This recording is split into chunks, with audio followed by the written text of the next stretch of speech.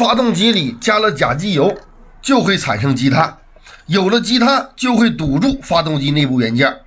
一起来听一下今天这台车的发动机异响。发动机启动，内部传出嘎啦嘎啦的异响声，就是这种异响声吓得车主从河南开车来到了辽宁盘锦找我进行维修。首先来听一下车主是怎么说的。我这个车吧是换过正时链条，换过水泵，现在别的修理厂又说这个车发动机有点响，要给我弄发动机来，说我2000多里地跑过来了，你给我好好弄弄，不如修哪儿了。车主说该换的都换了，不知道修哪了。像这种发动机传出来的嘎啦嘎啦异响声，明显听着就是发动机内部上油不好。我们打开机油盖就可以观察到，从机油孔的位置往里看，用手一摸，发现内部都是积碳。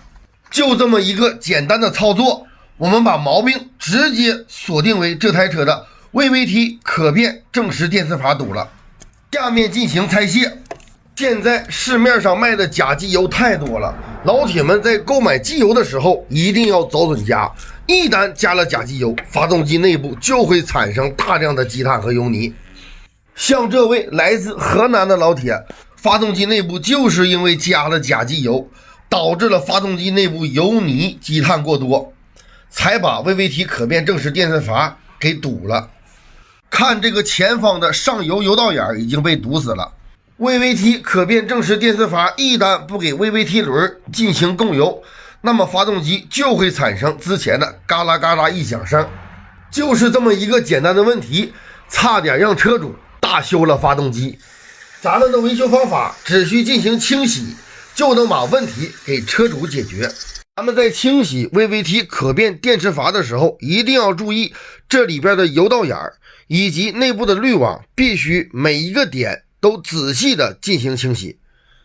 作为一名汽车修理工，如果你连汽车上每一个配件的工作原理你都不懂，那么你怎么去修车？这就是清洗完的效果，下面进行装车。我是来自辽宁省盘锦市的一名汽车修理工，我的维修理念就是以修为主，尽量不换。